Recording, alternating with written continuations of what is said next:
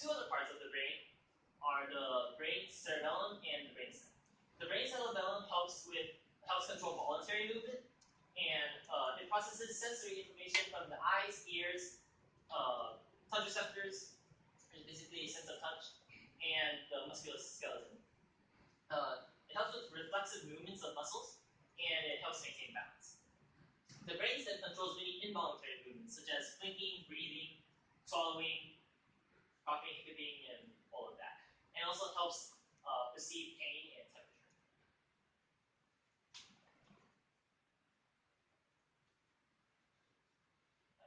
So as a physician, there will be times when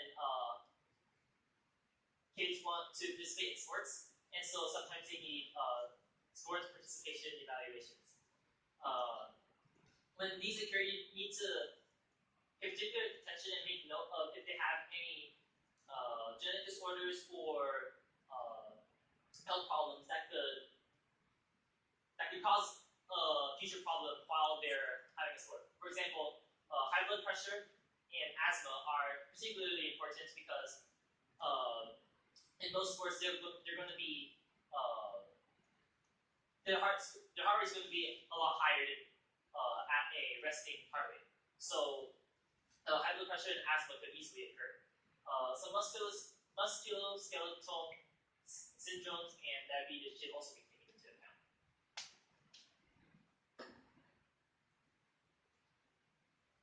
Okay. Putting it all together. So while you're inspecting patients, make sure to be as flexible as possible. For example, when you're examining an infant, you may want to avoid invasive procedures until the very end, so that the infant isn't uncooperative until that moment. So you might start with the stethoscope first, and then try to do some other things before you check the mouth, then the ears, and eyes. If you're going to use the stethoscope, when you use the stethoscope, try to make sure that it's somewhat warm, and same with your hands if you want to, if you're going to use the popping technique. Make sure to document your findings, and make sure to include exact measurements, not estimates, because if other physicians need to look at the information, they need to know exactly how large it is or how small it is. And trust your own instinct. If you see something abnormal, make sure to take note of it and investigate further or pay attention to it.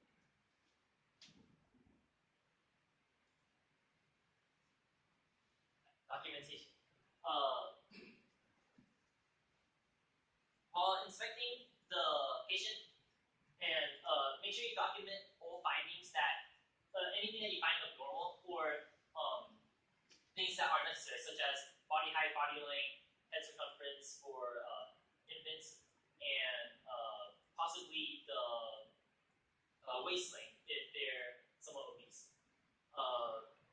And make sure to use precise measurements, not estimates.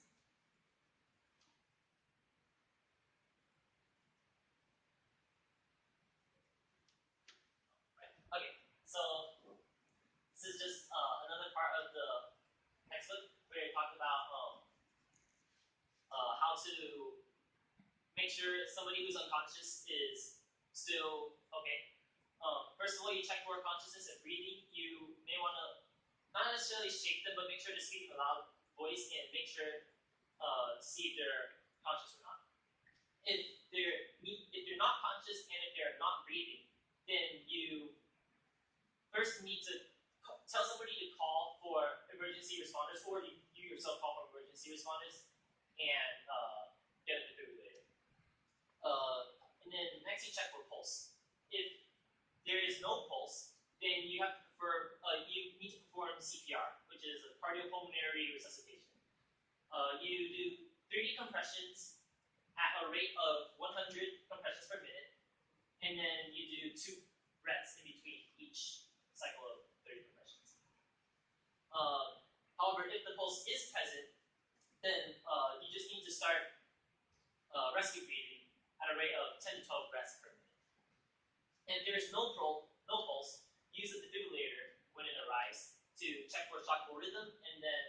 resume CPR after each shot.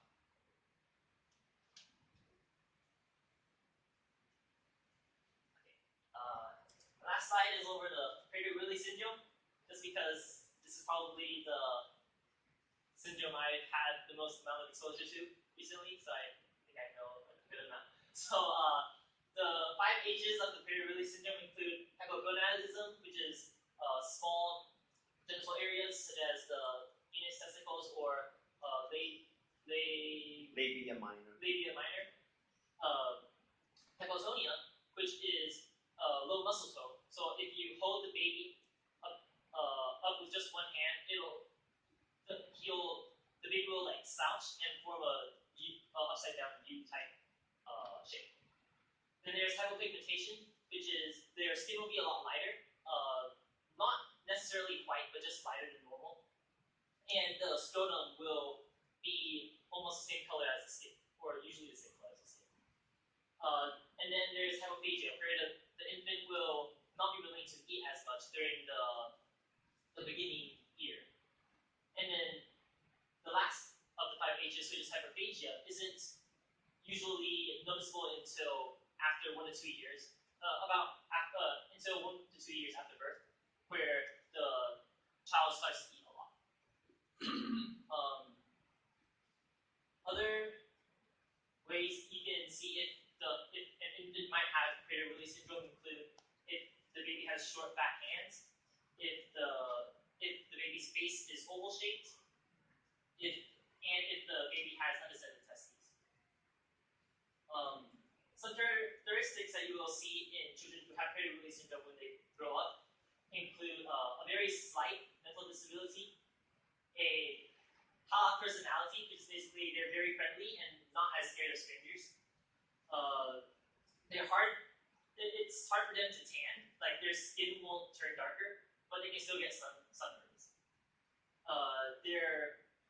They get crafty and devious when it comes to food, so like they can hide food to eat for later, or flatter people just to get food. And last of all, they have increased tolerance